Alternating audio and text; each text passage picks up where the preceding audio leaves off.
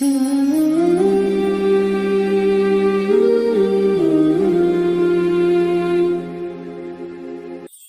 اللہ الرحمن الرحیم۔ السلام علیکم ورحمۃ اللہ وبرکاتہ۔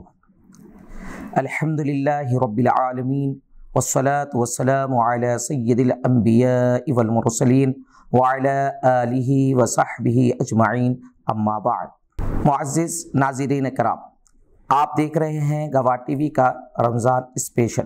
ماہ رمضان المبارک میں روزہ داروں کے لیے جس طرح کھانے پینے سے روکے رہنا ضروری ہے، اسی طرح صغیرہ و کبیرہ ہر قسم کے گناہوں سے بچنا بھی ضروری ہے۔ ایمان والوں کی یہی نشانی ہے کہ وہ تقویٰ و پرہیزگاری کو اختیار کرتے ہیں، گناہوں سے بچنے کے حد المقدور کوشش کرتے ہیں اور اللہ کی دی ہوئی نعمتوں پر سجدہ شکر بجا لاتے ہیں۔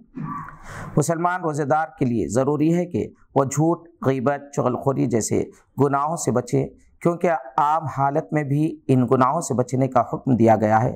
اور پھر جب روزہ دار جو اللہ کی رضا اور تقرب الہی کے لیے دن بھر خالی پیٹ رہتا ہے اور رات میں اللہ کے حضور نمازوں کے ذریعے قیام فرماتا ہے، ایسے میں اگر وہ ان گناہوں سے باز نہ آئے تو اس کی یہ تمام عبادات بیکار ہو جاتی ہیں۔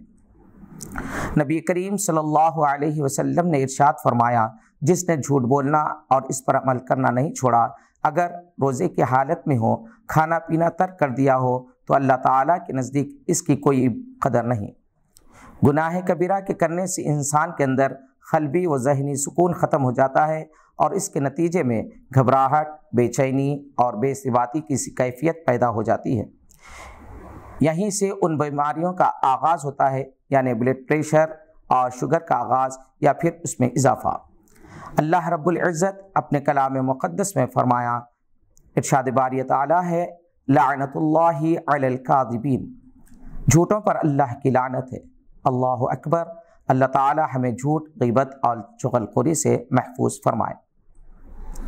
حضور اکرم صلی اللہ علیہ وسلم نے ارشاد فرمایا، الکذب ینقص الرزق، مسند احمد، جھوٹ رزق کو گھٹا دیتا ہے۔ اسی طرح غیبت سے متعلق ایک حدیث میں آپ صلی اللہ علیہ وسلم نے فرمایا، الغیبت اشد من القتل، غیبت قتل سے بڑھ کر ہے۔ اور پھر چغلخوری کے بارے میں ارشاد ہے، لا يدخل الجنت قطات، چغلخور جنت میں داخل نہ ہوگا۔ ناظرین کرام، جس طرح روزے کی حالت میں انسان کو دن بھر کھانے پینے سے اجتناب کرنا ہے، اسی طرح ہر قسم کے گناہوں سے بچنا بھی ضروری ہے۔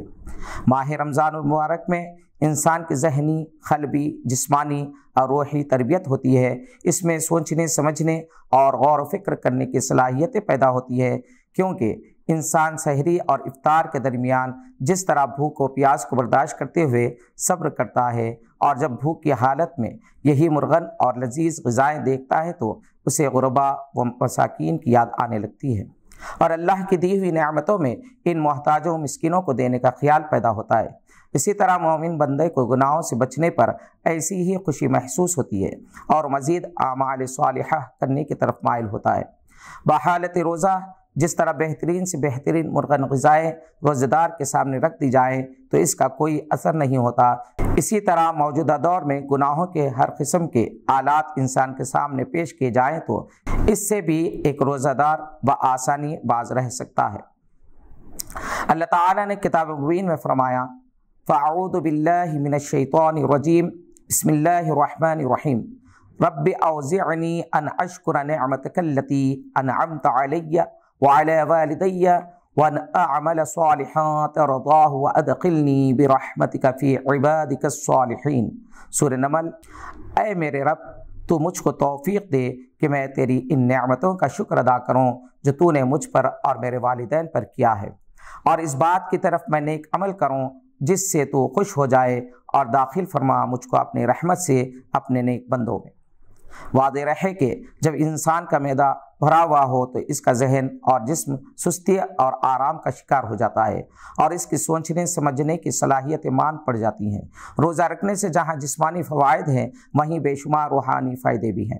انسان تندرست و توانا ہونے کے ساتھ ساتھ اسے خوش مزاج بھی ہونا چاہیے، اور اس کی یہ خوش مزاجی اس وقت ظاہر ہوتی ہے جب وہ اپنے ان عزیز و اقارب اور غربا و مساکین کے ساتھ نرم رویہ اختیار کرتے ہوئے ادب و احترام کا مظاہرہ کریں۔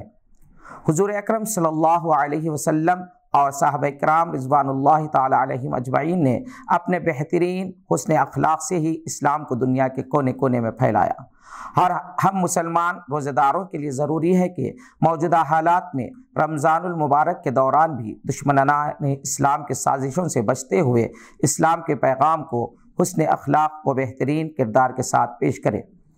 رسول اللہ صلی اللہ علیہ وسلم کے ارشاد مبارک کے مطابق پہلے عشرے میں اس دعا کا کثرت سے اہتمام کریں، رب اغفر وارحم وانت خیر الراحمین، اشہد ان لا الہ الا اللہ استغفر اللہ اسألک الجنۃ واعوذ بک من النار۔ آج کے لیے بس اتنا ہی، مزید معلومات کے ساتھ پھر ہوگی ملاقات۔ آپ ہمارے چینل کو سبسکرائب کریں اور بیل آئیکن دبانا نہ بھولیں۔ شکریہ، خدا حافظ۔